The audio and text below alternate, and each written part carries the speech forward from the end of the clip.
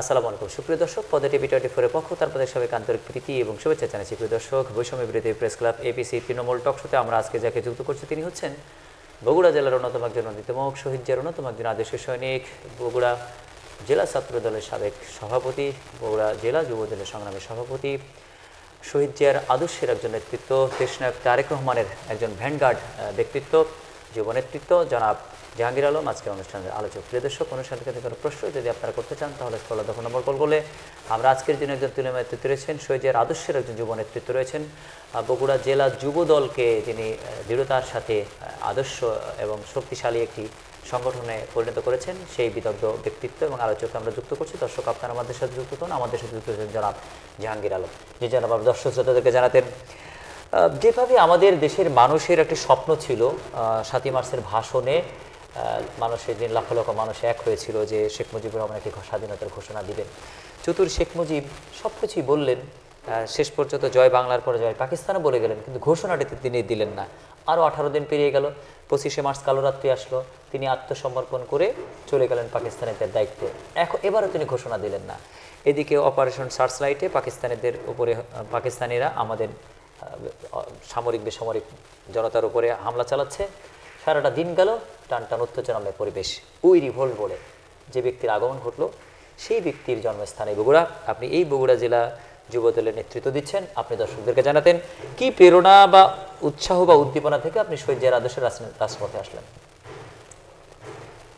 বিসমিল্লাহির রহমানির রহিম।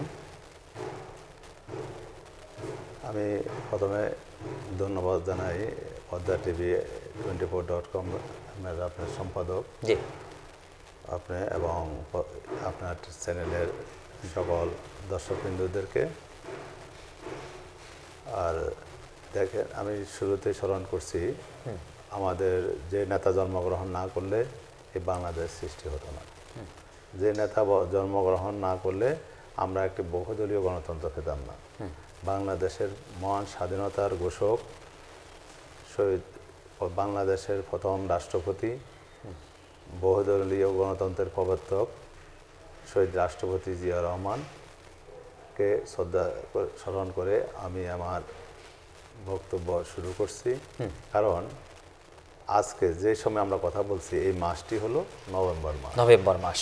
এই মাসটি বাংলাদেশের মানুষের জন্য আরেকটি ঐতিহাসিক মাস, আর একটি স্বাধীনতার মাস। এই মাসের 7 তারিখেই আমি মনে করি পুনরায় এই দেশ আবার স্বাধীন হয়েছে। হয়তোবা দেখেন, যেমন আপনি কথাগুলো বলছিলেন যে 26 তারিখের কথাটা বিগত 15 বছর বাংলাদেশের আজকের যে তরুণ সমাজ, আজকের ছাত্র সমাজ, এরা কেউ জানে না যে শুধু 27শে মার্চের যে ভাষণটি শহীদ রাষ্ট্রপতি জিয়া রহমান দিয়েছেন এটাকে তারা সামনে নিয়ে আসেন। কিন্তু 26 তারিখে যখন এই দেশের দিশাহারা ছিল মুক্তিকামী জনতা, এই দেশের ছাত্র সমাজ, সাধারণ জনগণ এবং কি বাঙালি যে অফিসার, আর্মি অফিসার, সৈনিকেরা ছিলেন, তারা উদ্বিগ্ন ছিলেন, যে তারা উদ্বেগ ছিল, তারা ঐক্য ছিল যে এই দেশটা আমরা স্বাধীন করব। এই শপথে যখন সবাই ঐক্যবদ্ধ, আমাদের তখন বাংলাদেশের রাজনীতি নেতা শূন্য, কোনো নেতার দিক নির্দেশনা ছিল না। আপনারা অনেকেই বলেন, আমরিকও বলেন যে 7ই মার্চই তো এই দেশের স্বাধীনতা হয়ে গেছে। দেখেন, স্বাধীনতা একটা সুন্দর, ওদের কথার মধ্যে ওদের উত্তরগুলো সত্য হয়ে গেছে। ওদের কথার মধ্যে উত্তরগুলো আছে, কিন্তু সুন্দর উত্তর আছে। দেখেন, আমি গত 2-3 বছর আগে শেখ হাসিনা নিজে বলতেছে যে 4টা নেতা আমার আব্বাকে বারবার স্বাধীনতা ঘোষণা করার জন্য আমাদের বাড়ি থেকে জোর করে নিয়ে গেছে, এই স্বাধীনতা ঘোষণা করার জন্য চেষ্টা করছে, কিন্তু আমার বাপ শেখ মুজিব সেদিন স্বাধীনতা ঘোষণা করে নাই। কেন করে নাই? বলছে ওই দিন যদি ঘোষণা করতো, আমার তার মা ফজিলতুন্নেসা মুজিব নাকি প্রশ্ন করছে, স্বাধীনতা ঘোষণা দেওয়া নেই, নেতারা তোমাকে 4 নেতা তোমাকে নিয়ে গেছে, ছাত্র নেতারা ঘোষণা না দিয়ে ফেললা কেন? তখন বলে যে আজকে যদি আমি ঘোষণা দিলাম না অনেক লোক মারা যেত, এই জন্য আমি ঘোষণা দিই নাই। তাহলে ওখানে এটা শেখ হাসিনা নিজের মুখেও এটা স্বীকার করছে, তার বাবা স্বাধীনতার ঘোষণা দেন নাই। আবার উনি বলেন দেন কি না 7 তারিখে ঘোষণা হয়ে গেছে, অনেকে বলে যে 7 তারিখে ঘোষণা হয়ে গেছে 7ই মার্চ। তাহলে কথাটা কি ওদের স্ববিরোধিতা, আর কি স্ববিরোধিতা আছে না ওখানে?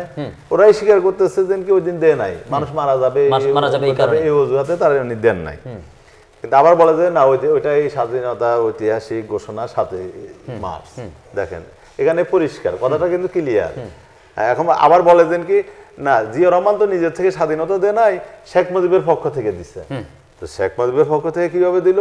আরে জিয়া রহমান তো ভাই একজন সেনা অফিসার ছিলেন, উনি বিদ্রোহ করলেন 26 তারিখে ওই রিভোল্ট বলে আজ বাংলাদেশের স্বাধীনতা আজকে অনেক মুক্তিযোদ্ধারা কিন্তু স্বীকার করছে পরে, তাদের বিভিন্ন বইয়ের মধ্যে লেখা আছে যে আমরা তো কারো অন্য কারো কণ্ঠে স্বাধীনতা ঘোষণা শুনি নাই, আমরা স্বাধীনতা ঘোষণা শুনছি জিয়া রহমানের কণ্ঠে, বেতার থেকে কালুগার বেতার কেন্দ্র থেকে এই ঘোষণাটা হচ্ছে। সেটা ও এখন ওই কালুগার বেতার কেন্দ্রের আয়তন কতটুকু শুনছে না শুনছে, যতটুকু শুনছে এটাকে উপকূল ধারণ করেই তো সারা বাংলাদেশ ছড়িয়ে গেছে, যুদ্ধ ছড়িয়ে পড়ছে, সবাই ঐক্যবদ্ধভাবে যুদ্ধে নামছে। তো তাহলে দেখেন যেটা আমরা ইতিহাস থেকে বা যারা তাদের থেকে যতটুকু শুনছি, বই পড়ে যতটুকু জানলাম, এটাই ওর বাস্তব ঘটনা। তারপরে 27 তারিখে কি উনি হয়তো উপলব্ধি করছেন বা আরো কেউ লোক উপলব্ধি করছেন যে একজন সেনা অফিসারের স্বাধীনতা ঘোষণা দিলে আন্তর্জাতিকভাবে কতটুকু খ্যাতি পাবে বা কত কি এটা নিয়ে গুরুত্ব পাবে, এইসব বিষয় নিয়ে হয়তো বা চিন্তা করে সবাই মিলে, যেহেতু জিয়া রহমান সাহেব যেহেতু এটা ঘোষণা দিচ্ছে, তাহলে উনি যদি একজন রাজনীতিবিদের পক্ষ হয়ে যদি বলে তাহলে হয়তো বা আরো গুরুত্বটা বাড়বে, সব জায়গায় এক হবে রাজনীতিবিদরা বা আওয়ামী লীগের যেসব নেতারা তখন বাংলাদেশে যুদ্ধ না করে পালিয়ে গেছিল, হয়তো বা ওরাও আবার আসে যুদ্ধে হাত ধরতে পারতো। এইসব কথা হয়তো বা চিন্তা করে আমাদের যেটা অ্যানালাইসিস মনে হয় যে কি এগুলো চিন্তা করেই এই 27 তারিখে উনি শেখ মুজিবের পক্ষে হয়তো বা আবার ঘোষণা করছে, এটা যদি হয়ে থাকে। কিন্তু আমরা তো ধরি যে কি 26 তারিখের ফাইনাল ঘোষণা হলো, 26 তারিখের ঘোষণাই হলো ফাইনাল ঘোষণা, এটাই হলো। এখন আপনি যেটি বললেন এই কথাটি তো আসলে অফিসিয়াল দালালিক যে জায়গাগুলি সেগুলির তো 15.5 বছর তারা কাটাছেড়া করে ইতিহাসকে একটি অন্য দিকে ডাইভার্ট করিয়েছে। সেক্ষেত্রে সঠিক ইতিহাসের পাতায়, ইতিহাসের খাতায় 26 তারিখের যে ঘটনা, উই রিভোল্টের ঘটনাটা, এটি একেবারে সবিস্তারে বর্ণনা করে আমাদের ক্লাস 1 থেকে শুরু করে মাস্টার্স পর্যন্ত প্রতিটি পাঠ্যক্রমের প্রতিটি জায়গায় আসলে ক্লাসে এটি এই ইতিহাসটা রক্ষা করা দরকার। শুনেন আরো সুন্দর একটা আপনাকে আমি সুন্দর একটা এক্সাম্পল দিই, যে গত 15 বছর যে ব্যক্তিটি এই দেশকে শাসন করেছে অবৈধভাবে আপনার, আর সে হলো শেখ হাসিনা। শেখ হাসিনা মিথ্যাত্ব মহারানী উনি কোথায় দেখেন, শুধু এক জায়গায় না, শুধু বাংলাদেশের রাজনীতির ক্ষেত্রে ইতিহাসকে যে বিকৃতি করার ক্ষেত্র তার প্রথম সূত্রটা দেখেন। আমি মতিউর রহমান রেন্টু তার ইয়া ছিল, এপিএস ছিল, তার বইটা আপনারা পড়ছেন হয়তো অনেকে, আমি পড়ছি। মতিউর রহমান রেন্টুর বইয়ের এক জায়গায় লেখা আছে যে শেখ হাসিনা যখন আওয়ামী লীগের সভানেত্রী হয়, প্রথম মিটিং, প্রথম মিটিংয়ে তার যে নেতাকর্মীরা ছিল তাদেরকে বলতেছে আজকে আমার প্রথমে আপনাদের কাজ হলো ওয়াদাত করতে হবে সবাইকে, কাজ একটা, সেটা হলো যে আপনারা সবার মুখ থেকে আজ থেকে বলা শুরু করবেন যে 75-এ জিয়া আর 26 তারিখ বা 27 তারিখের জিয়া এক না, এটা অন্য জিয়া। কারণ কি, তখন তার নেতাকর্মীরা প্রশ্ন করলো আপনি এই কথা বললেন কেন নেতৃত্বে, এই জিয়া সে জিয়া না, এটা আমাদের প্রচার করতে হবে, এটাই বলতে হবে, এটা কি মানুষ বিশ্বাস করবে? আপনারা বলতেই থাকবেন, বিশ্বাস করুক বা না করুক সেটা আমি বুঝবো। তার সূত্রটা হলো এমন, আমি এরকম দেখেন ওই আমাদের একটা সংগঠন আছে বাংলাদেশে, আর একটা সংগঠন আছে ছাত্র সংগঠন, যখন ছাত্র দল করি বা এই লেখাপড়া করি তখন তারা বলতো যে একটা মিথ্যা কথা যদি আপনি বলে থাকেন সেটা 70 বার মিথ্যা বলতেই থাকবেন টানা, তাহলে সেটা সত্যতে পরিণত হবে। এটা সূত্র হিসাবে দেখা হয়, সূত্র হিসাবে দেখা হয়। এটা কিন্তু শুধু হাসিনার সাথে কিন্তু আরেকটা দলেরও আমি মিল পাই কিছু কিছু ক্ষেত্রে, তারাও কিন্তু এটাকে এই হিসাবে জিনিসটা দেখে যে দেখেন তো তাহলে জিয়া রহমানকে উনি প্রথমে ওনার রাজনীতির শুরুতে প্রথম মিটিংয়ে জিয়া রহমানকে মাইনাস করার প্রক্রিয়াটা ওনার প্রথম বক্তব্যেই ছিল। এটা আমাদের কথা না, তো এটা আমার মতিউর রহমান রেন্টু তার একজন এপিএস, সত্য তার কথাটা, তার বইটা আমি পড়ছি, অনেক জায়গাতে অনেক সত্য কথা মনে হলো যে আসছে এটার মধ্যে। আমরা যারা শহীদ প্রেসিডেন্ট জিয়া রহমান যেভাবে তিনি নেতৃত্ব দিয়েছেন, সেক্টর কমান্ডার ছিলেন, জেড ফোর্স গঠন করেছেন এবং 9 মাস যুদ্ধের পরে বীরুত্তম খেতাব তিনি পেয়েছেন, বীর মুক্তিযোদ্ধা শহীদ প্রেসিডেন্ট জিয়া রহমান। 72 পর্যন্ত মেজর ছিলেন, 72 থেকে 75-এর মধ্যে 4টি প্রমোশন তিনি পান। যদিও অনেক সিনিয়র থাকা সত্ত্বেও তাকে প্রমোশন একটু লেটে দেওয়া হয়েছে। তাহলে কতটা সেনা নৈপুণ্য থাকলে 3 বছরে তিনি 4টি প্রমোশন পেয়ে মেজর জেনারেল র্যাঙ্ক পর্যন্ত অর্জন করতে পারেন?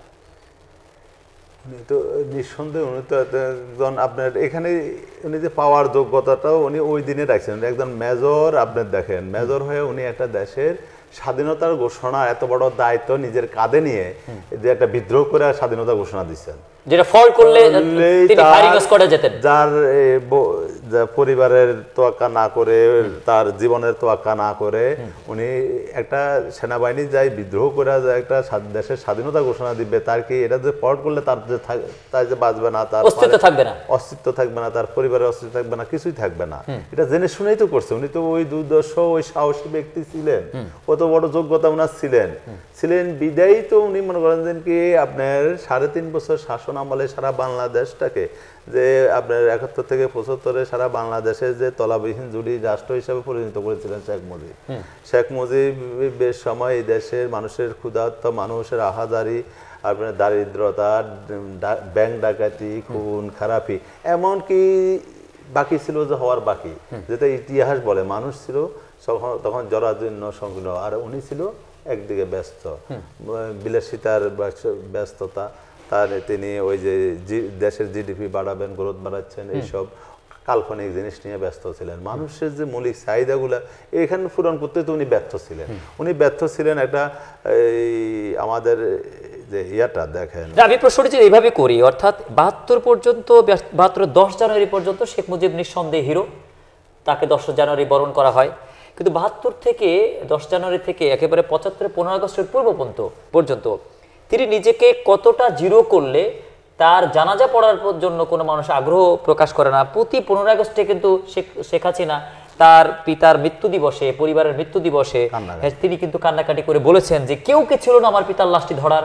তাহলে কতটা মানুষের কাছ থেকে তিনি নিজেকে স্বৈরাচারী করলে, কতটা নিজেকে নিম্নমানে নিয়ে গেলে তার লাশের প্রতি মানুষের আবেগ ভালোবাসা থাকে না। এটা তো একটা নিঃসন্দেহে একটা জনপ্রিয় ব্যক্তি যখন স্বৈরাচারী কায়দা অবলম্বন করবে তখন তার প্রতি মানুষের শ্রদ্ধাবোধ থাকবে না, রাতারাতি মুখ ফিরিয়ে নিবে। এটাই যে মানুষের ভালোবাসার সিক্ত হয়ে আপনাকে নেতা বানালেন, আপনাকে মানুষ নেতা বানালো, সেই মানুষের প্রতি আপনি এক বিন্দু আপনি ইয়া করলেন না। আপনি উনি যে একটা বাকশাল কামিম করে ফেললেন, উনি মনে করেন যে কি সংবাদপত্রের স্বাধীনতাটা তুলে নিলেন, 2টা ইংরেজি পত্রিকা 2টা বাংলা পত্রিকা রেখা বাকি সব বন্ধ করে দিলেন, কি ওনার এক নায়কতন্ত্রে বাংলাদেশ চলবে। তো তাহলে দেখেন মানুষ মনে করতেছে যে কি তুমি শেখ মুজিবকে তো আমরা ভোট দিয়েই নির্বাচিত করতে পারতাম, তোমার যত দলই থাক, যত মতই থাকুক, আমরা তোমাকে ভোট দিয়ে নির্বাচিত করি, তুমি এককভাবে কেন ক্ষমতাটাকে কুক্ষিগত করার জন্য বাকশাল কায়েম করতেছো?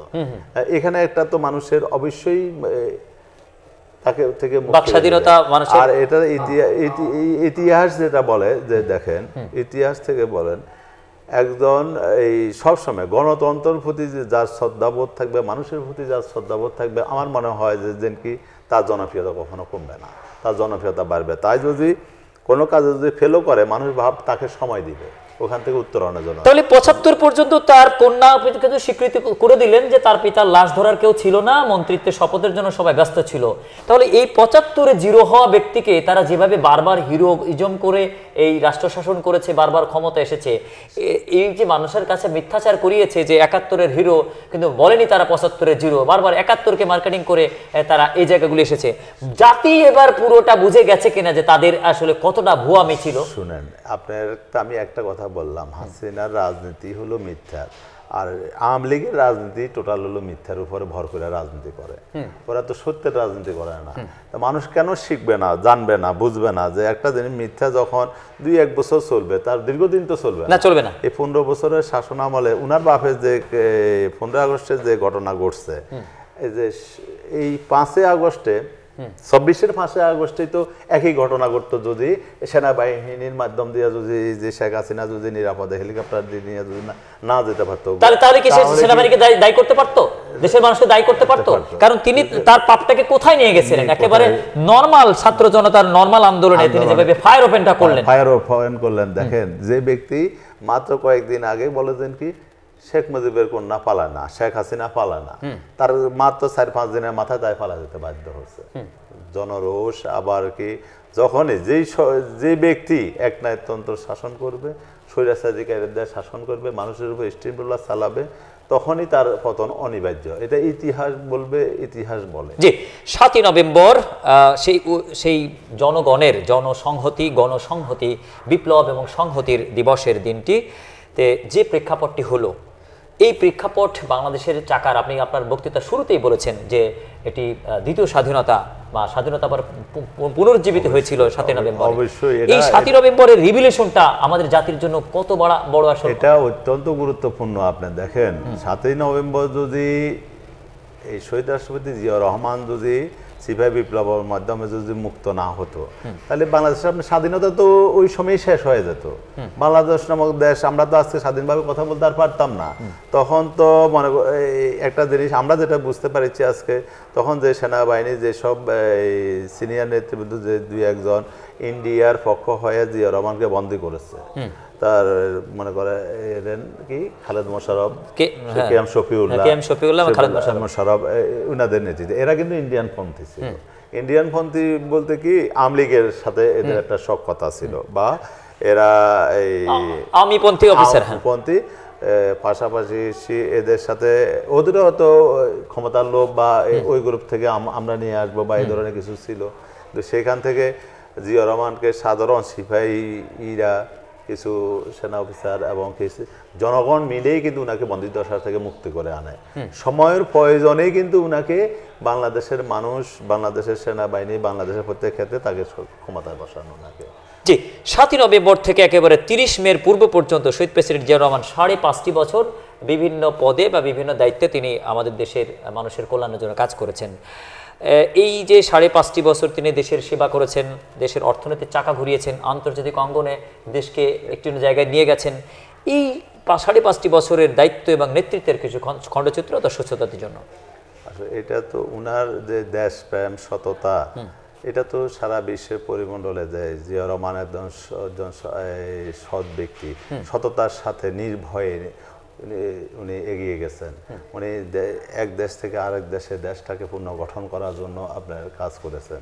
দেখেন, আমরা তো দেখি যে বাংলাদেশে কোনো রাষ্ট্রপতি এরকম আর জীবনে আসবে কিনা সন্দেহ, যে যিনি 5 ওয়াক্ত নামাজ পড়তেন, ফরেজগার একটা ব্যক্তি ছিলেন, তাইজুদ ব্যক্তি ছিলেন, যিনি নিজে হাতে মানুষকে উদ্বুদ্ধ করেছেন, খাল খনন বলেন, বিভিন্ন কর্মকাণ্ডে, সেচ পাম্পে, বিভিন্ন দ্বিফসলি করা, বাংলাদেশের আজকে যে রেভিডেন্স, আমরা যে আমাদের বাইরে যে ভাইরা কাজ করেন, প্রবাসী ভাইরা, তাদের রেভিডেন্স হা করে বাংলাদেশের মানুষ, সরকার বসে থাকে, বাংলাদেশের মানুষ বসে থাকে, পরিবার বসে থাকে, যে কখন আমার ছেলে টাকা পাঠাবে, আমি সংসার চালাবো, আমার স্বামী টাকা দিবে, বউরা বসে থাকে।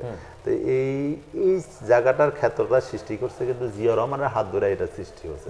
জিয়াউর রহমানই প্রথম বাংলাদেশের জনগণের রপ্তানি করছে। জিয়াউর রহমান কিন্তু ওই আমরা যেটা শুনি যে উনি সৌদি আরব গিয়েছেন, তো বললো যে আপনার কি উপহার দিতে পারি?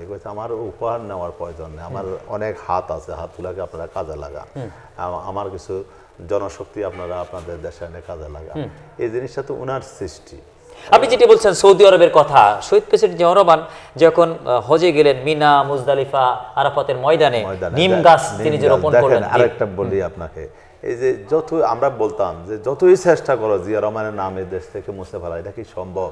এটা সম্ভব না, কারণ সারা বাংলাদেশ থেকে মুছে ফেলা দাও, বাংলাদেশের হৃদয় থেকে মুছতে পারবে না। মুছতে পারবে কি আরাফাত ময়দানে যে জিয়া রহমানের যে নিম গাছগুলো দিয়েছে, যেটাকে জিয়া গাছ নামে পরিচিত, জিয়া টি হিসাবে যেটাকে জিয়া সাজা বা জিয়া ট্রি হিসাবে পরিচিতি, যেখানে ওখানে আরাফাত ময়দানে যারাই যাবে দেখবে জিয়া টি, সেটা কি মিছে ফলানোর ক্ষমতা বাংলাদেশের কোনো নেতার আছে বা কোনো ব্যক্তির আছে? তা হাসিনা তো, কিন্তু আওয়ামী লীগ যে শত্রুতা করে যে আন্তর্জাতিক বিমানবন্দরটাকে পরিবর্তন করে শাহজালাল আন্তর্জাতিক বিমানবন্দর নাম করলেন, শাহজালাল ছিলেন হচ্ছেন 60 আউলিয়ার একজন আউলিয়া, তিনি সিলেটের একজন আউলিয়া। যখনই শাহজালাল আন্তর্জাতিক বিমানবন্দরের কথা আসে, তখন এই মনটা চলে যায় মনে হয় এই বিমানবন্দরটা মানে সিলেটের বিমানবন্দর। মানুষের মধ্যে যে একটা বিভ্রান্তিমূলক একটা জায়গা কিন্তু আছে।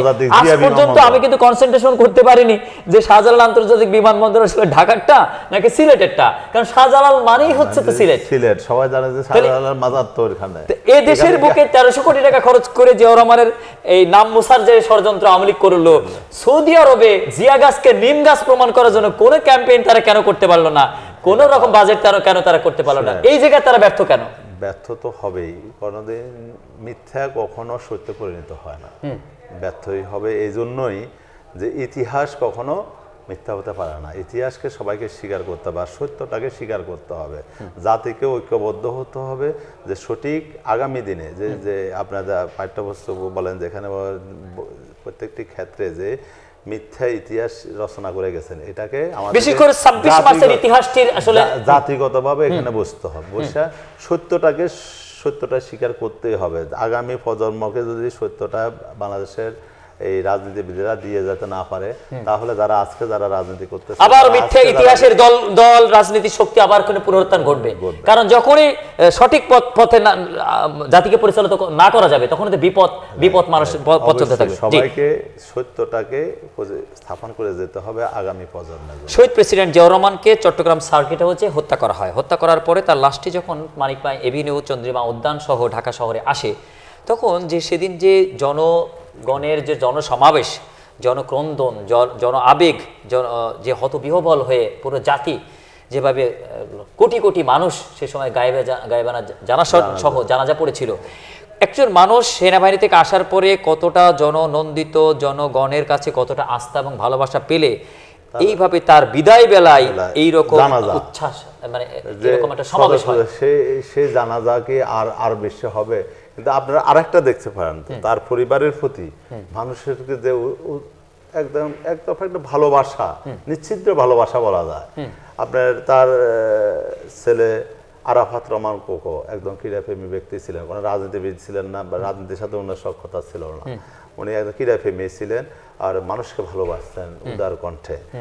আমাদের আরাফাত রহমান কোকো সাহেব, উনি কিন্তু এই 1/11-এর সময় নির্যাতনের শিকার হয়ে হাসিনার সময় এই দেশান্তরিত হয়ে উনি বিনাশ প্রায় মালয়েশিয়াতে ভালো চিকিৎসা নিতে পারেন নাই, ওনার তস্তারে মারা যান। দেখে তখন কিন্তু অবরোধ চলতেছিল, তার লাশ আসলো, আমরা দেখতে পেলাম যে কেউ নাই, চতুর্দিকে গাড়ি ঘোড়া সব বন্ধ, কিছুই নেই। ঢাকা আমরা যাবো উৎকণ্ঠা নিয়ে, কিভাবে যাবো, অবরোধ, গাড়ি নাই, যাওয়ার কোনো বুদ্ধি নাই। কিন্তু আমরা দেখলাম সেই জানাজাটা আপনাদের ফুটেজ থাকার কথা, যারা আপনার সাংবাদিকেরা রয়েছেন, আরাফাত রহমান কোকোর জানাজা ফুটেজ লক্ষ লক্ষ লোক মুহূর্তের মধ্যে সারা ঢাকা শহরে হয়ে গেছে। তো এটা একটা ধরেন জিয়াউর রহমানের প্রতি যেমন মানুষের ভালোবাসায় তাকে যখন চট্টগ্রাম সার্কিট হাউসে তাকে নিহত করা হয়, তারপরে মানুষের যে ভালোবাসায় মানুষ তার জানাজায় লক্ষ লক্ষ মানুষের ঢল নামছে, সেই ভালোবাসার প্রতিফলন আমরা আরাফাত রহমান কোকোর জানাজাতেও আমরা দেখলাম। যে আসলে যে এই পরিবারটির প্রতি, জিয়াউর রহমানের প্রতি মানুষের যে আদর্শ, তার যে সততার প্রতি মানুষ, বাংলাদেশের মানুষ, আপনি আবার পিছনে যায়, বিশেষ করে আরাফা ময়দান, মিনা, মুজদালিফায় যে নিম গাছগুলির ছায়া সারা বিশ্ব থেকে লাখো লাখো কোটি কোটি হাজিরা পাচ্ছেন, তাদের অন্তরে যে দোয়াটি, এই দোয়া এই পরিবারের উপর অবশ্যই বসে যাচ্ছে, অবশ্যই আছে তো বটেই। আপনার না থাকলে তো দেখেন, আবার তারাও যে আদর্শী। আমি আপনার পরশুদিন আমাদের হেলাজমান তালুকদার লালু ভাই দেখতে গেলাম আপনার ইয়াতে, তাই অসুস্থ মেডিকেলে। তো উনি বলতেছেন যে কথা প্রসঙ্গে বলতেছেন যে ম্যাডামের শিক্ষা তো অন্য কোনো, আমরা কি কর্মসূচি নিছি এটা আমাদের শুনতে চাচ্ছি, এটা জাস্ট আপনার সাথে একটু আলোচনা করতেছি আর কি। তো আমরা বললাম যে আমরা জিয়াউর রহমানের প্রামাণ্য ইয়াতে 7 নভেম্বরের উপরে প্রামাণ্য চিত্রটা করতেছি আর ফটো গ্যালারি করতেছি, ভালো ভালো তোমরা জিয়াউর রহমানের বক্তব্যটা প্রচার করবে বেশি বেশি। তো দেখো ম্যাডাম কিন্তু এই গাড়ির মধ্যে যে সারা দেশ ঘুরতো, এর মধ্যে বারবার জিয়াউর রহমানের বক্তব্যটা শুনতো। তা আমরা খালি আমি অনেক সময় গাড়ির মধ্যে থাকতাম, শুনতাম যে ম্যাডাম শুধু জিয়াউর রহমানের বক্তব্যটাকে বারবার শুনতো আর ওখান থেকে উনি অ্যানালাইসিস করতো, ওখান থেকেই আর কিছু প্রয়োজন হয়নি। জিয়াউর রহমান সকল বক্তব্য শুনতে শুনতে আমাদের দেশনেত্রী বেগম খালেদা জিয়া রাজনীতিতে আজকে এতভাবে সফল, দেশের মানুষের জন্য সফল হচ্ছে। একজন আদর্শ নেতৃত্ব তৈরি হলেন একেবারে 30 মে তার স্বামী হত্যার পর থেকে 91-এর প্রধানমন্ত্রী হিসেবে শপথ গ্রহণের পূর্ব পর্যন্ত ম্যাডাম খালেদা জিয়া মাঠে যেভাবে নেতৃত্ব গ্রহণ করলেন, আপোষের নেতৃত্ব এই উপাধিটি তিনি পেয়েছেন, দেশনেত্রী উপাধিটি তিনি ওই সময় পেয়েছিলেন। 10টি বছরে ওই সময় আপনি তখন ছাত্র ছিলেন, ওই সময় ছিলাম। আমার একটা কথা শুনুন, আমি যখন 91 সালে আমি মেট্রিকে পড়ি, তখন এসএসসিতে পড়ি, আমি কিন্তু আমার হোম ডিস্ট্রিক্ট ফেনীতে, তো তখন আমি ফেনীতে ছিলাম। তো আমাদের এলাকার সামনে ধরনের এখানে একটা আমাদের বগদাদিয়া নামক একটা জায়গা, এখানে একটা পথসভা করবে। সেটা হলো আমরা স্কুল থেকে আমরা অপেক্ষা করছি সকাল 11টার সময় আমরা ওই জায়গাতে যাই। যাওয়ার পরে দেখি আপনার কোথায় পথসভা, উনি চিটাং থেকে আসতে আসতে আর পাইনি, তখন আমরা ছোট ছিলাম, 91 সালের নির্বাচনে পথসভা করতেছে। তো আপনার রাতের 3টার সময় ওই পথসভা উপস্থিত হচ্ছে। তো আমার বাড়ির পাশে যখন মাইকের শব্দ হচ্ছে, ম্যাডাম এই মতে আমাদের ওই পথসভা উপস্থিত হবেন, মানুষের এমন ভাবে অপেক্ষা, পাশাপাশি যারা বাড়িতে ছিল এমন ভাবে বাড়ি থেকে বের হয়ে আসছে। তো আমার পার্শ্ববর্তী বাসার আমার এক সম্পর্কে মামা হয়, তার এখান থেকে রক্ত পড়তেছে। তো আমরা বলতেছি যে কি আপনার রক্ত যাচ্ছে, কিভাবে? তো যে গ্রামের বাড়ি তো আপনার দরজা লাঠি দিয়ে আপনার দরজা আটকায়, তো লাঠি এমন ভাবে ও মনে করেন কি ইয়ে দিছে, মারছে, এখানে আঘাত লাগে যে মাথা রক্ত পড়তেছে, এইটুকু খেয়াল নাই যে তার রক্ত পড়তেছে। দেখেন, তখন আমি দেখলাম যে আসলে ম্যাডামের প্রতি যে মানুষের ভালোবাসা, দেখেন না চিত্র, যে বাচ্চা কোলে নিয়ে মহিলারা দৌড়াতে দৌড়াতে ম্যাডামকে দেখার জন্য আসতেছে। মিটিং মতের মধ্যে হাজার হাজার লোক হয়ে গেল রাতে 3টার সময়। এটা একটা, এইসব দৃশ্যগুলো তো অকল্পনীয়। মানুষের যে ভালোবাসা, উনিও যে মানুষকে অকুণ্ঠভাবে ভালোবাসে, দেশপ্রেম তার, দেখেন এত তাকে যে এত হয়রানি এত কিছু করলো। দেশপ্রেমের আরেকটি অত্যন্ত পরাকাষ্ঠার চিত্র হলো কেন 111-এর সময় -2 ফর্মুলার অংশ হিসাবে ম্যাডাম খালেদা জিয়াকে গ্রেপ্তার করা হলো, তারেক রহমানকে গ্রেপ্তার করা হলো, তার জ্যেষ্ঠ সন্তানকে নির্যাতন করা হচ্ছে এবং বলা হচ্ছে যে আপনি যদি আমাদের কথা না মানেন, আমাদেরকে ক্লিন চিট না দেন, তাহলে আপনাকে তো আমরা ক্ষমতায় আসতে দিবও না, প্লাস আপনার ছেলের জীবন যাবে। এই যে জায়গাটি ম্যাডাম খালেদা জিয়া দেশের চাইতে সন্তানকে বড় করে না দেখে নিজের সন্তানকে দেশের জন্য কোরবান করলেন, যার কারণে তারেক রহমান এতটাই আহত হন বা এতটাই অসুস্থ হন যে তাকে চিকিৎসার জন্য বিদেশে পর্যন্ত যেতে হয়। এই যে দেশপ্রেম কতটা থাকলে তার প্রিয় সন্তানকে তিনি কোরবান করতে পারেন, এটা তো আপনার মুখ থেকে বেরিয়ে আসছে আসলে যে ওনার যে দেশপ্রেম। দেখেন, উনি মানুষের বলছে যে আমি দেশের বাইরে আমার কোনো ঠিকানা নাই, আমার কোনো মাটিও নাই, আমার দেশ মাটি ঠিকানা সান নাই। ওনার বাড়ি থেকে বাইরে করে দেওয়ার পরেও উনি আল্লাহর রহমতে এই দেশে আছে, চিকিৎসা করতে দেওয়া হয়নি, এই দেশে আছে। যিনি এগুলো বাধা দিছে, করতে দেয় নাই, তাকে তার বাড়ি ভেঙে দিয়ে বহুতল ভবন গঠিত যে বাড়িটা, সেই বাড়িটা থেকে পর্যন্ত তাকে কিন্তু এক কাপড়ে বের করে দেওয়া হয়েছে বাড়ি থেকে। তো আমরা আমাদের পাওয়া এটাই যে আমাদের নেত্রী ভাবে এই দেশে 18 কোটি মানুষে আমার, এই দেশে যত বাড়ি আছে সবই বাড়িতেই আমার ঠিকানা, উনি এটা ভাবে। কিন্তু দেখেন, উনি কিন্তু যান নাই, ওনার বাড়ি থেকে বাইরে করে দেওয়ার পরেও উনি আল্লাহর রহমতে এই দেশে আছে, চিকিৎসা করতে দেওয়া হয়নি, এই দেশে আছে। যিনি এগুলো বাধা দিছে, করতে দেয় নাই, তাকে তার বাড়ি ভেঙে দিয়ে বহুতল ভবন করছে, বিভিন্নভাবে ওটি সেনা অফিসারদেরকে নীল নকশা অনুসারে সেনা অফিসার করে দিছে।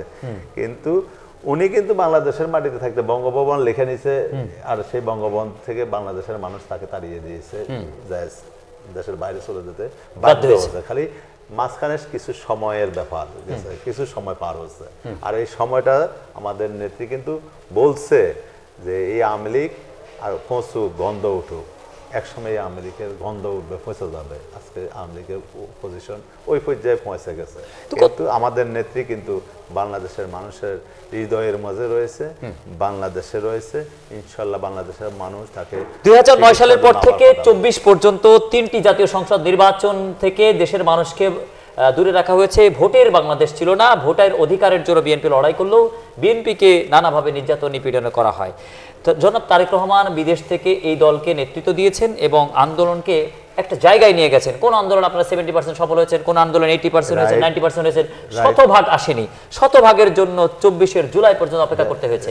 এই যে একটা প্ল্যাটফর্ম, একটা বেসিক, একটা ফাউন্ডেশন বিএনপির এই নেতৃত্ব দিয়েছিল, যার কারণে 10% এসে সকল জনতা মিলে আন্দোলনটি সফল করলো। সেক্ষেত্রে মাস্টার মাইন্ডে যে আলোচনাটি চলছে 70%, 80%, 90% আন্দোলন করে করে আন্দোলনের একটা বেসিক ভিত্তি তৈরি করা বিএনপি চেয়ারপারসন তারেক রহমানকে মাস্টার মাইন্ড না বলাটা কতটা অযৌক্তিকতা, কতটা অযৌক্তিকতা? তারেক রহমান আসলে সব কিছুতে আমরা তো তার ওনার পরামর্শে ইনশাআল্লাহ আমরা রাজনীতি মাঠে রয়েছি। উনি নিজেকে কখনো মাস্টার মাইন্ড পরিচিত দিতে বা একবারে দেখেন ওনারা মাস্টার মাইন্ড সম্পর্কে আমি কথাটা বলি, উনি কিন্তু এইসব পরিস্থিতি দিতে উনি অত নিজেকে গর্ববোধ করেন না। কারণ উনি দেখেন এক জায়গায় একটা বক্তব্য আপনারা পাবেন, উনি বলছে যে আমি রাষ্ট্রপতি বা প্রধানমন্ত্রী হব এই উচ্চবিলাসিতা বা এই আকাঙ্ক্ষা আমার নাই, কারণ আমি আমার বাবা রাষ্ট্রপতি ছিল সেটারও দেখেছি, মা বাবা 3 বার প্রধানমন্ত্রী ছিল সেটাও দেখেছি। তার বক্তব্যটা কিন্তু এমন যে দেশের প্রয়োজনে যাকে মনে করেন আপনারা প্রধানমন্ত্রী বানাবেন ভোটের মাধ্যমে, জনগণের ভোটের মাধ্যমে হবেন, কিন্তু ওই যে মাস্টার মাইন্ড যে সাথে দেখেন আপনি বলছেন যে দীর্ঘ আজকে 111 থেকে আন্দোলন করতে করতে একটা আন্দোলন একদিনে এক জায়গায় পৌঁছে না। একটা স্বৈরা শাসন সব সময় স্বৈরা শাসকদেরকে তাড়াতে গেলে বিভিন্ন আন্দোলন ফেল করে, আবার সফলতা পায়, ফেল করে, সফলতা পায়, চূড়ান্ত ফাইনাল যে কোনো এক সময় যায় হয়। এই চূড়ান্ত ফাইনাল আন্দোলনের জন্য তারেক রহমানের যে ঐক্যতা, ঐক্যবদ্ধ যে আন্দোলনটা উনি যে সৃষ্টি করেছেন, যে এত বড় বিএনপির মতো একটা দলকে 8000 মাইল দূর থেকে লন্ডনে থেকে উনি ঐক্যবদ্ধ রেখেছেন। আমাদের নেতাকর্মীরা আজকে সবাই তারেক রহমানের আমরা নেতৃত্বে আমরা বিশ্বাসী এবং তার নেতৃত্বে আমরা ঐক্যবদ্ধভাবে কাজ করছি ও কাজ করব, কাজ হবে। কিন্তু এটা বাংলাদেশের অন্য কোনো দল পারবে কিনা আমার সন্দেহ আছে কিনা, যে দেশের 8000 মাইল দূর থেকে একজন নেতার নেতৃত্বে দল এইভাবে পরিচালিত হবে। এই তিলে তিলে উনি আজকে আন্দোলনটাকে এ পর্যন্ত নিয়ে এসেছেন। 24শে আগস্ট, জুলাই থেকে আগস্ট পর্যন্ত যে আন্দোলন, এই আন্দোলনে তারেক রহমানের কি ভূমিকা রয়েছেন? যারা মাস্টার মাইন্ড বা যারা এই উপাধি যদি দিতেই হয় তাহলে রহমানকে বাদ দিয়ে কেন?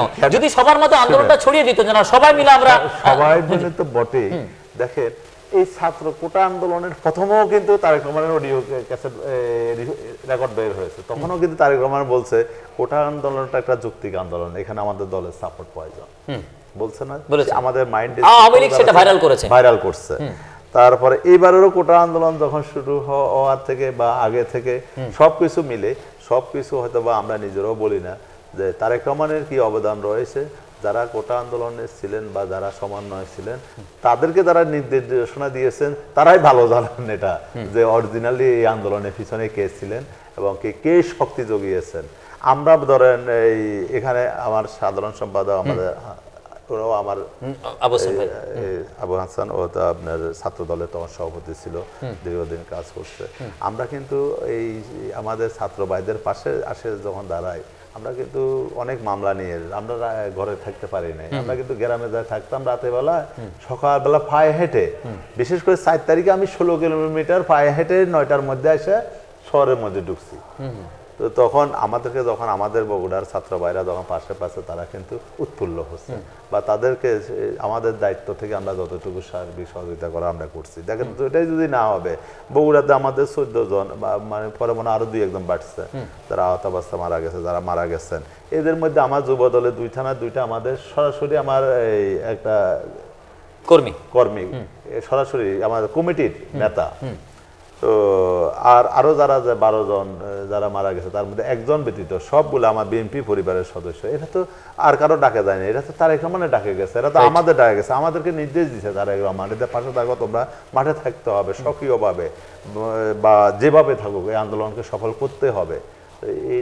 সেক্ষেত্রে এই আন্দোলনের পার্সেন্টেজ হিসাবে বিএনপির অবস্থান যেটি 70-80%-এর যদি আমরা বিচার করি, তাহলে উপদেষ্টা পরিষদ সরকারের কাছে তারেক রহমানের যে একটা সিঙ্গেল আপিল, আমার মামলার দরকার নেই, আমার নেতাকর্মীদের মামলা প্রত্যাহার করলে আমি দেশে যাব, এই আপিলটির কি অযৌক্তিকতা ছিল যে 3টি মাসেও এখনো এই মিথ্যা বেসাতির মামলাগুলি এখন পর্যন্ত ফ্রিজ হচ্ছে না?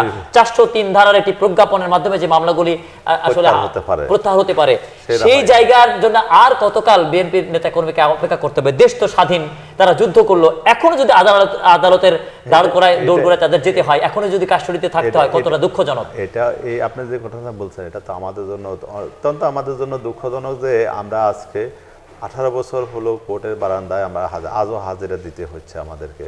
আমাদের শত শত মামলা, আমাদের ন্যূনতম 10-15-20টা মামলা নাই এমন কর্মীর সংখ্যা আমাদের খুবই কম। অনেক মামলা। আমাদের নেতা তারেক রহমান, আমাদের দেখেন এই দেশের তো সর্বপ্রিয় সর্বোচ্চ আপনার নির্যাতিত পরিবার হলো জিয়া পরিবার এই বিগত 18 বছরের। তো এই পরিবারের আমাদের তারেক রহমানকে আমার তো মনে হয় যে কি উনাদের বর্তমান যে সরকার রয়েছেন আমাদের, আমরা সবসময় তাদের পাশে রয়েছি। আমরা আজও বলতেছি, এখনো বলতেছি আমরা তাদের পাশে রয়েছি। আমাদের নেতা তাদের পাশে রয়েছেন, আমাদের নেত্রী তাদের পাশে রয়েছেন। তাদেরকে ঐক্য থাকার জন্য মানুষকে, আমাদের নেত্রী এত অসুস্থ অবস্থায় 5 আগস্ট একটা বক্তব্য দিয়েছে মানুষ যাতে বিশৃঙ্খলা না যায়, ঐক্যবদ্ধ থাকার জন্য। আমাদের নেতা বারবার ঐক্যবদ্ধ করতেছেন আপনার সর্বক্ষেত্রে। এই যে একটা বিগত কয়েকদিন আগে পূজা হয়ে গেল, দুর্গা পূজা, সেখানে আমাদের নেতা সর্বক্ষণিক মনিটরিং করে এই পূজাটাকে আপনার আমাদের নেতা কর্মীদেরকে দিয়ে, আপনারা দেখেছেন আমরা মণ্ডপে মণ্ডপে গিয়েছি, তার নির্দেশনায় তারা সবকিছু করেছেন, ঐক্যবদ্ধ রেখেছেন, শান্ত শিষ্ট রেখেছেন। আমাদের নেতা কর্মীরা, আমরা যদি কোনো রকম একটা অন্যায়ের সাথে কেউ যদি একটু বিন্দু যদি জড়ায়, তাকে সাথে সাথে সাংগঠনিক ব্যবস্থা নিচ্ছেন। সেটা শীর্ষ পর্যায়ের নেতাদের পর্যন্ত আপনার শোকজ খেতে হচ্ছে। তারেক রহমানের নেতৃত্বটা এই জায়গা। এখানে বর্তমান সরকারকে বুঝতে হবে আজকে বাংলাদেশের মানুষের জন্য, বাংলাদেশের রাজ্যে তারেক রহমান একদম অপরিহার্য ব্যক্তি। আমাদের নেতাকর্মীদের মামলা না, আমরা মনে করি আগে তারেক রহমানকে তারা দেশে নিয়ে আসা উচিত। এই জন্যই দেশটাকে নিয়ে এখনো যে ভিতরে যে ষড়যন্ত্র চলতেছে, এই ষড়যন্ত্রকে রুখিয়ে দেওয়ার জন্য তারেক রহমানকে বাংলাদেশে নিয়ে আসা এই সরকারের। তারেক রহমান যদি এখন আসেন, আদালত প্রাঙ্গণগুলি আসলে কতটা সরব থাকবে, রাজপথ কতটা সরব থাকবে, আলাদা একটা রেগুলেশন তৈরি হবে কিনা, সরকারের জন্য একটা ভালো একটা সুবিধা হবে কিনা, তারেক রহমানের মতো বিদগ্ধ বিচক্ষণ একজন নেতৃত্বের কাছ থেকে ডক্টর মোহাম্মদ সরকারের ইউনূস সরকার আসলে বিশেষ উপকৃত হবে কিনা? এটা তো অবশ্যই হবে। এটা আমরা বিশ্বাস করি। আমাদের বর্তমান যে সরকারটি রয়েছে, এটার উপদেষ্টা পরিষদে যারা রয়েছে সবাই অত্যন্ত মেধাবী মানুষ, সবাই ভালো মানুষ। আমরা এটা নিশ্চয়, আমরা এটা স্বীকার করি। কিন্তু এটাও আমরা পাশাপাশি বলতে চাই, তারেক রহমান এই দেশের গ্রাম থেকে শুরু করে একবারে সর্বোচ্চ পর্যন্ত উনার যে বিচক্ষণতা, উনার যে তীক্ষ্ণ নলেজ, উনার যে কর্মী বাহিনী, উনি যেটা করতে পারবেন দেশকে সুশৃঙ্খলিত করার জন্য, সব কিছু সংস্কারের ব্যাপারে তো ইতিমধ্যে যে উনি 71 দফাতে দিয়ে দিয়েছেন। এটার বাইরে যদি কোনো সংস্কার যদি করতে হয়, সেটা বর্তমান সরকার বলুক যে এই সংস্কারের বাইরেও আরো কোনো সংস্কার। বিএনপিকে বললেই তো বিএনপি অনেক কাজ করে দেয় সরকারের, সেটা পরে বললাম যে বিএনপি করবে, কিন্তু উনাদের যদি আরো, উনারা বলে সংস্কার, যুক্তির সংস্কার তারেক রহমান 31 দফা দিয়েছে। আপনারা এখান থেকে কতটুকু নিতে পারছেন এটা বলেন না কেন, যে উনি যেটা দিয়েছেন এটা ঠিক না, বা এটা ঠিক হলে এটা নেন। এটার সাথে যদি আপনাদের আরো কোনো সংযোগ যদি করা লাগে সেটা করেন। উনি তো এটা তো ঐক্যমতের সরকার করার জন্য উনি বসে আছেন। উনি তো বলছেন আমার দল নির্বাচন একক সংখ্যাগরিষ্ঠতা পেলেও আমি কিন্তু সরকার আমরা সবাইকে নিয়েই করব। তো তাহলে এর থেকে ঐক্য, এর থেকে আপনার সংস্কার আর কি হতে পারে? আর সংস্কারগুলো যদি আপনি রাজনীতিবিদেরা যদি পার্লামেন্টের মাধ্যমে সংস্কার না হয়, ওই সংস্কারের টিকসইটা কি? আমরা যে আলোচনাটি করছি, আলোচনাটির হয়তো দরকার হতো না, তবুও একটু স্মরণ করাতে হচ্ছে। ডক্টর মোহাম্মদ ইউনূস বিশ্বনন্দিত ব্যক্তিত্ব, ভূমি তোমার, বিনিয়োগ আমার, তুমি আমি পার্টনার, এই সিস্টেমটাকে ইন্টারন্যাশনালি এতটা মার্কেটেড হয়েছে যে ডক্টর মোহাম্মদ ইউনূস অর্থনীতির প্রফেসর হওয়া সত্ত্বেও তাকে কিন্তু শান্তিতে নোবেল পুরস্কার দেওয়া হয়েছে।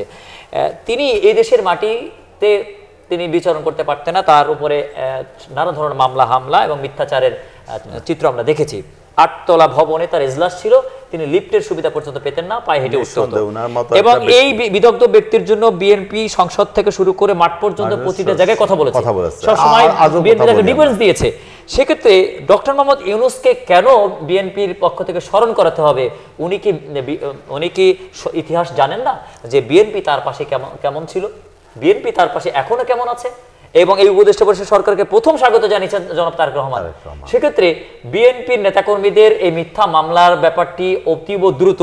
যে আসিফ নজরুল মহোদয়, তিনি সবসময় বিএনপির হয়ে কথা বলার কারণে আওয়ামী লীগের কাছে দালালি ট্যাগ পেয়েছেন, আওয়ামী লীগ নানাভাবে তাকে নির্যাতন নিপীড়ন করেছে, তিনি আইন উপদেষ্টা, তিনি আইনের শিক্ষক। এই আমাদের দেশের এই স্যার, এই সর্বজন শিক্ষিত এই স্যারের কাছ থেকে মানে অন্তত এই জিনিসটা আমি তৃণমূলে গিয়েছি, অনেক নেতাকর্মী তারা এখন পর্যন্ত আক্ষেপ করছেন, এখনো প্রশ্নটা আমার রাখতে হচ্ছে। আমার তেরো ওইটাই কথা যে আসিফ নজরুল স্যার উনি সবসময় বিএনপি তৃণমূলের প্রতি দুঃখ দুর্দশার কথা বলতেন। আমরা ওনার প্রতি এখনো আমরা তাদের প্রতি ডক্টর ইউনূস সাহেব এবং কি আমাদের আসিফ নজরুল স্যার আইনের বিভাগের দায়িত্বে আছেন, ওনার এইসব মামলা টামলা বিষয়ে উনি অবশ্যই দেখভাল করতেছেন।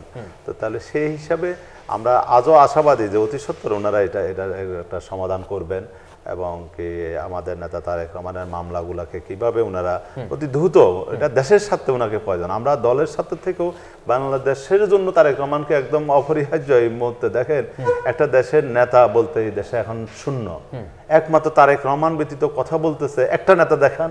অনেক পণ্ডিত অনেক জ্ঞানী লীগের ঐতিহ্য বলতেছে হলো ওই অমুক অমুক দল এই সেই, একটা নেতা দেখান যিনি বাংলাদেশের জন্য কথা বলতেছে।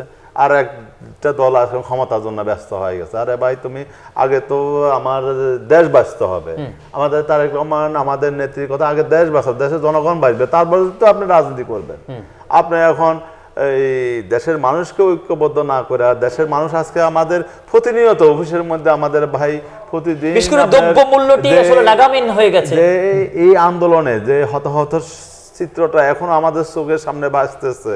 প্রতিদিন আমাদের পঙ্গু আহত গুলি খাওয়া ভাইরা আসতেছে চিকিৎসার জন্য। তাদেরকে আমরা যেভাবে পারি যতটুকু পারি আমাদের স্বার্থ থেকে আমরা চেষ্টা করে যাচ্ছি। দল তো দীর্ঘদিন ক্ষমতা নাই, আমরা চেষ্টা করতেছি তাদেরকে সহযোগিতা করার জন্য। এর মধ্যে আপনার দেশটাকে ঐক্যবদ্ধ করে একটা সাধারণ নির্বাচন যেটা প্রয়োজন, নির্বাচনমুখী এখন সবাইকে হওয়া উচিত। নির্বাচন একটা সুন্দর নির্বাচন, এক্সক্লুসিভ নির্বাচন হবে, জনগণের প্রতিনিধিত্ব আসবে, আসার পরে দেশটা সংস্কার করে আপনার এগিয়ে যাবে। ঐক্যমতের একটা সরকার করার জন্য তারেক রহমান ঘোষণা দিয়েছে। এর থেকে বড় কিছু তো আমরা যুব সমাজ দেখতে পাচ্ছি না, বা বাংলাদেশের আর কোনো মেধাবী সমাজ পাচ্ছে কিনা আমাদের মনে হয় না। জি, বগুড়ার বাগবাড়ির সন্তান জনাব শহীদ প্রেসিডেন্ট জিয়াউর রহমান এবং তার সন্তান তারেক রহমান, এটি তার মাতৃভূমি। বগুড়া একেবারে ব্রিটিশ আমল থেকেই এটি একটি শিল্পের এলাকা, বৃহৎ একটি শহর রয়েছে। সিটি কর্পোরেশন সব উপযোগিতা সত্ত্বেও কিন্তু বগুড়া সিটি কর্পোরেশন হয়নি। বিভাগের সব ধরনের কারিকুলাম থাকা সত্ত্বেও বিভাগ হয়নি। বগুড়াবাসী বিভাগবাসী হতে চায়, এই চাওয়াটি তৃণমূলের রয়েছে, সেই ধরনের প্রেক্ষাপটও কিন্তু রয়েছে। তো আপনারা হয়তো আপনার নেতা দেশের কথা বলবেন, কিন্তু আপনারা যারা বগুড়া রাজনীতি করেন, বগুড়ার স্বার্থের জন্য অন্তত এখন আপনাদের একটু কিছু বলা দরকার কিনা, আপিল করা দরকার কিনা? বগুড়া তো অবশ্যই এখন বলার রয়েছে। বিগত 15 বছরে বগুড়া সর্বোচ্চ অবহেলিত একটা জেলা। এখানে চাকরি হয়নি, এখানে কোনো উন্নয়ন কর্মকাণ্ড হয়নি, অবকাঠামো হয়নি। এখানে আপনি দেখেন আজকে অন্যান্য বিভাগ হয়েছে, আমরা এটা নিয়ে আমরা হিংসাত্মক কিছু না, সবাই জায়গাতে হোক, কিন্তু বগুড়ার বিভাগটা সর্ব আগে হওয়া উচিত ছিল। বিভাগীয় শহর বগুড়া কেন হওয়া ছিল? ভৌগোলিক কারণে উত্তরাঞ্চলের প্রবেশদ্বার, একটা নাভি বলা যায় এটা, যেখান থেকে 16টা ডিস্ট্রিক্টের মানুষ এখানে দিয়ে চলাফেরা করে। তাহলে সেই ডিস্ট্রিক্টটা যদি আপনার বিভাগ হয়, এখানে শুধু রাজশাহী বলেন, রংপুর বিভাগ বলেন, সব বিভাগের লোকই কিন্তু বগুড়া দিয়ে উপর দিয়ে চলাফেরা করে। তাহলে আপনার বগুড়াতে যদি 4টা বা 5টা ডিস্ট্রিক্ট নিয়ে যদি আজকে বিভাগ করা হয়, তাহলে সর্বোচ্চ মানুষ উপকৃত হবে। এবং কি শুধু বগুড়ার মানুষ উপকৃত হবে না, এখানে যে শিল্পনগরী এবং কম শ্রমে এখানে উৎপাদন হয় এবং কি কৃষি পণ্যগুলা যেভাবে সহজীকরণ করা যাবে, এখান থেকে সারা বাংলাদেশে সিটে যাবে, মানুষ প্রান্তিক লেভেলে যায় পৌঁছে যাবে, ভোক্তাদের কাছে পৌঁছবে, অন্তপক্ষে ভোক্তারা কম মূল্যে অন্তপক্ষে জিনিসগুলা পাবে।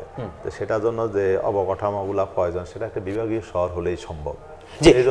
আশা করি যে অতি সত্তর ইনশাল্লাহ বিভাগ হবে, না হলে আগামীতে আমাদের সরকার আসলে আমাদের নেতা তারেক রহমানের নেতৃত্বে বগুড়াতে অবশ্যই বিভাগ হবে। এবং বগুড়ার জনগণের যে আশা প্রত্যাশা তারেক রহমানের উপর, সেটা অবশ্যই উনি আল্লাহর হুকুমে পূরণ করবেন। উনি সবসময় বগুড়ার মানুষ বলতে আমাদের নেতা অত্যন্ত আবেগপ্রবণ থাকেন। আমার বগুড়া বলে আমরা একটি আলোচনা অনুষ্ঠান শেষ করব। ম্যাডাম খালেদা জিয়া ফেনীর কন্যা, আপনি ফেনীর মানুষ, আবার আপনি বগুড়ার নেতৃত্ব দিচ্ছেন। এই বগুড়ার তিনি গৃহবধূ। তিনি স্বৈরাচার সরকারের আমলে সুস্থ অবস্থায় পায়ে হেঁটে জেলে গেলেন এবং হুইল চেয়ারে তাকে আমরা পেলাম। এই যে তাকে যেভাবে নির্যাতন নিপীড়ন করা হলো, বিদেশে চিকিৎসা করতে দেওয়া হয়নি, স্লো পয়জনিংয়ের অভিযোগ রয়েছে, তিনি এখন বয়োবৃদ্ধ, তার জন্য দেশবাসীর কাছে দোয়া চাওয়া, তারেক রহমানের জন্য দোয়া আছে এবং অবিলম্বে তারেক রহমানকে দেশে আহ্বান করে আপনার সমাপনী বক্তব্য দর্শক শ্রোতার জন্য শুনেন। তার আমাদের নেত্রী খালেদা জিয়ার জন্য বাংলাদেশে 18 কোটি মানুষ তার জন্য দোয়া করেন, তার জন্য রোজা করেন, তার জন্য নফল নামাজ পড়েন, তার জন্য তাহাজ্জুদ নামাজ পড়েন। প্রায় ঘরে ঘরে হয়। যেমন আমরা দেখি তার যে মানুষের ভালোবাসা, এত নির্যাতনের পরে তাকে যে অবরুদ্ধ রাখছে, জেলখানায় রাখছে, এটা তো নীল নকশা ছিল যে বিএনপিকে ভাঙ্গা টুকরো টুকরো করে ফেলবে। খালেদা জিয়া যদি ভিতরে ঢুকে রাখা হয়, তারেক রহমানের পক্ষে বিদেশ থেকে নেতৃত্ব দেওয়া সম্ভব না। যখন দেখলো যে তারেক রহমান ওখানেও সফল, তখন আর কিছুতেই আটকাতে পারে নাই। তো এই জন্য আমরা বাংলাদেশের মানুষের কাছে, বাংলাদেশের যুব সমাজের কাছে, সবার কাছে আহ্বান জানাবো, আমাদের প্রিয় নেত্রী, বাংলাদেশের উন্নয়নের রূপকার, বাংলাদেশের আকর্ষণ একজন নেত্রী, যিনি বাংলাদেশকে অত্যন্ত ভালোবাসেন, বাংলাদেশের মানুষকে ভালোবাসেন, তার সুস্থতার জন্য উনি 8 তারিখে ইনশাল্লাহ হয়তো বা লন্ডনে যাবেন। আশা করি তার সুচিকিৎসা হয়ে আমার জন্য সবাই দোয়া করবেন। আমাদের নেতা তারেক রহমান, যিনি বাংলাদেশের মানচিত্র রক্ষার জন্য বাংলাদেশের মানুষকে আজকে যে ঐক্যের প্রতীক হয়ে উনি দাঁড়িয়েছেন, ওনাকে বাংলাদেশে ফিরিয়ে নিয়ে এসে বাংলাদেশের ক্ষমতায় বসিয়ে আমরা এই দেশটাকে অনেক দূর এগিয়ে নিয়ে যেতে চাই।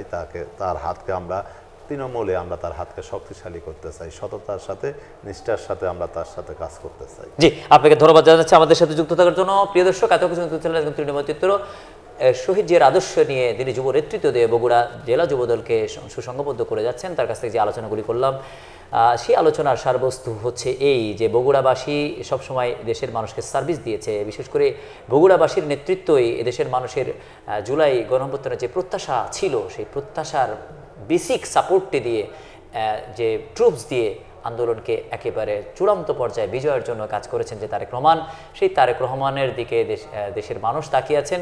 কবে তার মামলাগুলি খারিজ হবে এবং কবে তিনি দেশের বুকে আসবেন, শহীদ জিয়ার আদরের এই সন্তানটিকে এবং রাজনীতির এই বরপুত্রটিকে দেখার জন্য দেশের মানুষ মুখিয়ে আছেন। এবং তাকেই আগামী জাতীয় সংসদ নির্বাচন, ত্রয়োদশ জাতীয় সংসদ নির্বাচনে দেশের মানুষ বিজয় করে রাষ্ট্র কাঠামোর জন্য স্বপ্ন দেখছেন বলে তৃণমূলের রিপোর্ট বলছে। দর্শক, পরবর্তী অনুষ্ঠানে নতুন কোনো আলোচককে বা আজকের আলোচকে পুনরায় নতুন কোনো বিষয় নিয়ে যুক্ত করার প্রত্যাশা রেখে আজকের মধ্যে বিদায় টানছি। আমাদের সাথে থাকুন। আসসালামু আলাইকুম।